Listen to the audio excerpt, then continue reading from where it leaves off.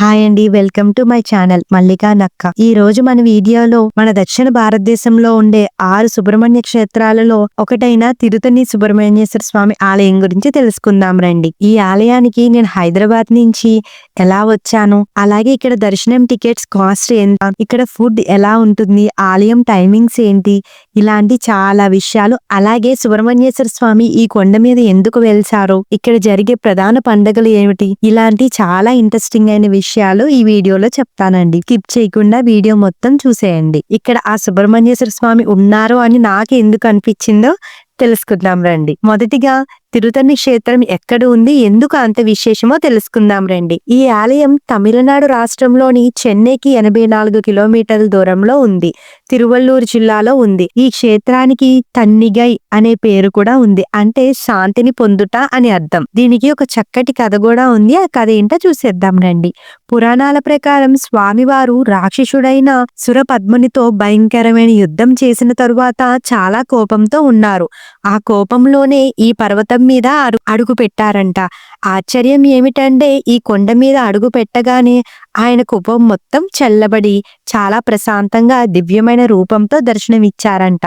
అందుకే ఈ క్షేత్రం కోపాన్ని తగ్గించి శాంతిని ప్రసాదించే దివ్య క్షేత్రంగా ప్రసిద్ధి చెందింది. ఈయన చేతిలో ఎప్పుడూ ఉండే వజ్రాయుధం కూడా ఇక్కడ ప్రశాంతంగా దర్శనమిస్తుంది. ఈ ఆలయాన్ని అరుపడై వీడు అంటే 6 పవిత్ర క్షేత్రాలలో 5వదిగా చెప్తారు. 1600 సంవత్సరాల పూర్వం నుంచి ఈ క్షేత్రానికి సంబంధించిన ప్రస్తావనలు పల్లవులు, చోళలు శాసనాలు ఉన్నాయి. అప్పుడే మనకు అర్థమవుతుంది ఈ క్షేత్రం ఎంత పురాతనమైనదో. అలాగే ఇక్కడ కొన్ని వీడియోస్ తీసానండి, అవి కూడా యాడ్ చేస్తున్నాను చూడండి. ఇంకొకటి ఏంటంటే ఈ గోడల మీద మనకి తమిళే కాకుండా మన తెలుగు భాషలో కూడా రాసి ఉందండి. ఈసారి మీరు తిరుతని వచ్చినప్పుడు మాక్సిమం ఇవన్నీ చూడడానికి ట్రై చేయండి. అలాగే ఈ ఆలయానికి ఎలా వెళ్లాలో తెలుసుకుందాం రండి. జనరల్ గా మేమైతే హైదరాబాద్ నుంచి తిరుపతి వచ్చాము. తిరుపతిలో నైట్ దర్శనం 8ంటికి పెట్టుకున్నాము గురువారం. సో మేము మార్నింగ్ ఆకాశగంగా, శిలాతోరణం, ఇలాగే జపాలి హనుమాన్ టెంపుల్, ఇలాగే కొన్ని 5 to 6 టెంపుల్స్ ని కవర్ చేసుకుని సాయంత్రం దర్శనం చేసుకుని ఆ రోజు అక్కడే రెస్ట్ తీసుకుని మార్నింగ్ బస్ లో కిందకు వచ్చేసాము. కిందకు వచ్చిన తర్వాత డైరెక్ట్ గా తిరుపతి బస్ స్టాండ్ లోనే తిరుతని వెళ్లే బస్సెస్ డైరెక్ట్ గా ఉంటాయి. అవి మీకు టైమింగ్స్ ఏమి ఉండవండి. ఆల్మోస్ట్ ఎవ్రీ 20 minutes కి 15 minutes కి కూడా ఉంటాయి. మేము వచ్చేటప్పటికి ఇక్కడ 4 బస్సెస్ ఉన్నాయి. బస్సెస్ గురించి అయితే మనం టెన్షన్ పడాల్సిన పని లేదు. సో ఇక్కడ మేమైతే ఆర్టీసీ బస్ లోనే వచ్చాము. చూస్తున్నారు కదా, తిరుపతి నుంచి తిరుతనికి 69 కిలోమీటర్లు పడుతుందండి. మనం తిరుపతిలో స్టార్ట్ అయిన తర్వాత ఇంకా తిరుతని ఇంకొక 1 hour లో వెళ్ళిపోతాము. అనగా మధ్యలో బ్రేక్ కూడా ఉంటది. టాయిలెట్స్ కైనా బ్రేక్ ఉంటది కాబట్టి వాటర్ బాటిల్స్ అలాంటివి ఏమైనా తీసుకోవచ్చు. అలాగే తిరుపతి నుంచి తిరుతనికి డైరెక్ట్ ట్రైన్స్ కూడా ఉంటాయండి. మీరు ఒక్కసారి రైల్వే స్టేషన్ లో కనుక్కుంటే సరిపోతుంది.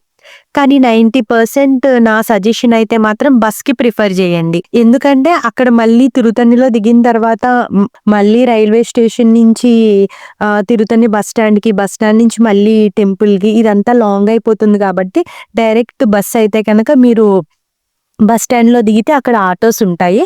అక్కడ ఎక్కితే మీరు ఒక 20 రూపీస్ అలా ఉంటది అంతే. మెట్లు మార్గంలో అయితే ఓన్లీ 20 రూపీసే తీసుకుంటారు. లేదు పైకి వెళ్ళాలి అంటే మాత్రం 100 రూపీస్ వరకు ఛార్జ్ చేశారండి. మేము పాపతో అండ్ లగేజ్ కూడా ఉంది కాబట్టి. అండ్ వన్ మోర్ థింగ్, మీకు ఒక విషయం చెప్పాలి. మేము ఈ తిరుపతి ట్రిప్ ఓన్లీ తిరుపతి తిరుతన్నే కాదండి, తిరుపతి, తిరుతని, తిరువల్లూరు, కంచి, మహాబలిపురం, అలాగే చెన్నైలో ఉండే పార్థసారథి స్వామి టెంపుల్ కూడా కవర్ చేసాము.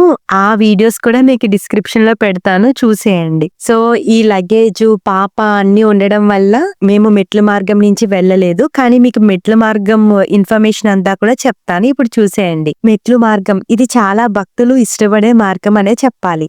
ఇక్కడ మొత్తం 365 మెట్లు ఉంటాయి. ఈ మెట్లు సంవత్సరంలోనే 365 రోజులకు ప్రతీకగా చెప్తారు. ఈ మెట్లని ఎక్కి స్వామివారిని దర్శించుకుంటే సంవత్సరం మొత్తం పూజించిన పుణ్యం లభిస్తుందని ఒక నమ్మకం. పైకి వెళ్ళినప్పుడు ముందుగా వినాయక స్వామి ఆలయం కనిపిస్తుంది. ఆయనను దర్శనం చేసుకున్నాకే మెట్లెక్కడం మొదలు పెట్టాలి. మేమైతే ఆటోలో వెళ్ళామండి. సో మాక్సిమం నడవలేకపోతే ఆటోలో వెళ్ళిపోవచ్చు. కొండపైకి 2.3 కిలోమీటర్స్ ఉంటుంది. ఘాట్ రోడ్ అది. మెట్లు మార్గంలో పైకి వెళ్ళినప్పుడు ఒక పెద్ద కోనేరు కనిపిస్తుందండి. అది అస్సలు మిస్ కావద్దు. ఆలయానికి మొత్తం ఇక్కడ 2 కోనేర్లు ఉంటాయి. అందులో చాలా మంది స్నానం చేసి దర్శనానికి వెళ్తారు. ఈ కోనేరు దగ్గరే తెప్పోత్సవాలు కూడా నిర్వహిస్తారు. అలాగే ఇక్కడ ముఖ్యమైన ఆచారాలు కూడా ఉన్నాయండి. ఈసారి మీరు వస్తే కనుక ఇవేమన్నా మీకు సూట్ అవుతాయేమో చేయించుకోండి. ఫస్ట్‌ది దిష్టి తీయించుకోవడం. కొండపైన ఆలయం ముందు సుబ్రహ్మణ్యేశ్వర స్వామి ఆయుధమైన త్రిశూలం కనిపిస్తుంది. చూసారు కదా అండి, ఇదే అది. దాని దగ్గర ఉప్పు, మిరియాలు అమ్ముతారు. వాటిని తీసుకుని దిష్టి తీయించుకుంటే ఎలాంటి దోషాలున్నా పోతాయని ఇక్కడ భక్తులు గట్టిగా నమ్ముతారు.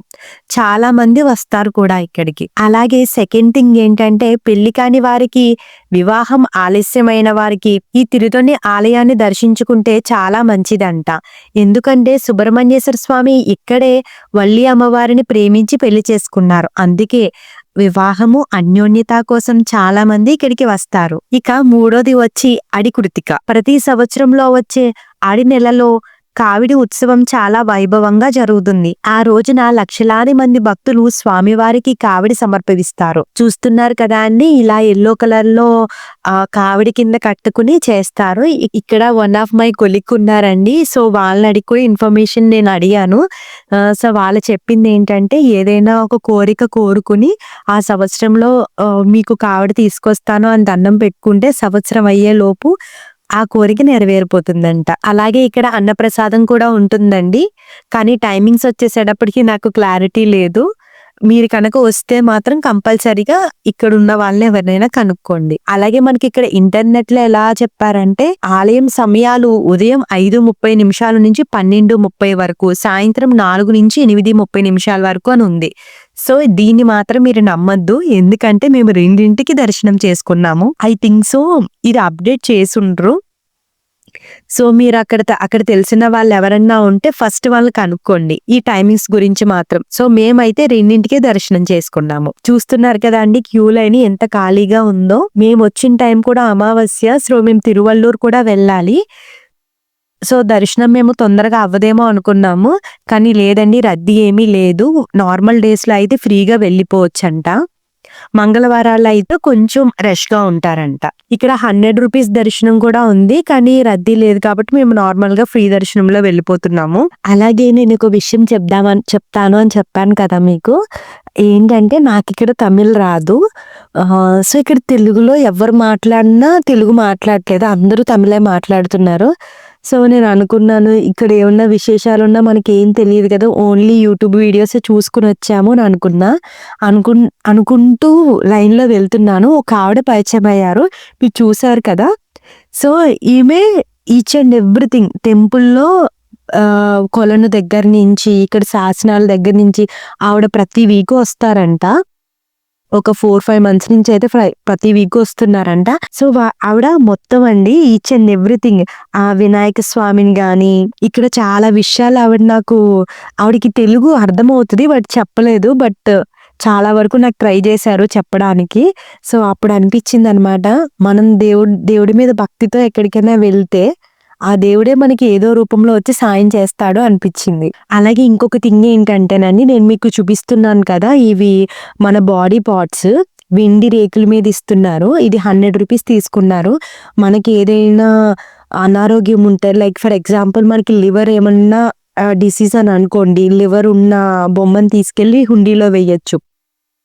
అలాగే పూర్తి ఆరోగ్యం, శరీరం అంతా ఆరోగ్యంగా ఉండాలి అనుకుంటే మనిషి బొమ్మను తీసుకొచ్చి వేయచ్చు. ఈ మనిషి బొమ్మల్లో కూడా ఉమెన్స్, మెన్స్ ఇలా 2 ఉన్నాయి. సో ఎవరి ఆరోగ్యం బాగుండాలి అనుకుంటే వాళ్ళ పేరు తలుచుకుని ఆ డిబ్బీలో వేయండి. అండ్ వన్ మోర్ థింగ్, నేను మీకు ఈ పాయింట్ చెప్పలేదు. ఇక్కడ మాక్సిమం ఎవరైనా కూడా ఒక రోజు స్టే చేయడానికి అంత అవసరం ఉండదండి. ఎందుకంటే తిరుతణిలో ఉండేది మెయిన్ టెంపుల్ సుబ్రహ్మణ్యేశ్వర స్వామి టెంపులే. సో మీరు మార్నింగ్ వచ్చి మధ్యాహ్నానికి దర్శనం అయిపోతుంది. సాయంత్రానికి మీరు వేరే టెంపుల్కి ఎక్కడికైనా వెళ్ళిపోవచ్చు. లైక్ మాలాగా మేము తిరువల్లూరు వెళ్ళిపోయాము. సో మీరు కూడా అలా స్టే చేయాల్సిన అవసరం లేదు. కానీ ఇక్కడ లాకర్స్ ఉన్నాయండి. మీరు టెంపుల్‌కి మీరు ఇప్పుడు చూస్తున్నారు కదా లాకర్స్. అక్కడ వాళ్ళకి ఒక 10 రూపీస్ తీసుకుంటున్నారు అంతే. లాకర్‌లో లగేజ్ పెట్టేసుకొని మనం దర్శనం చేసుకొని రావచ్చు. ఇంగోండి దర్శనం అయిపోయిన తర్వాత మేము కిందకొచ్చేసి కొంచెం లంచ్ చేసేసి, అలాగే ఫుడ్ ఎక్కడ బావుంటదో చెప్తా అన్నాను కదండీ! తిరుతణిలోనే మత్తక్ష అనేది ఒక రెస్టారెంట్ ఉంది.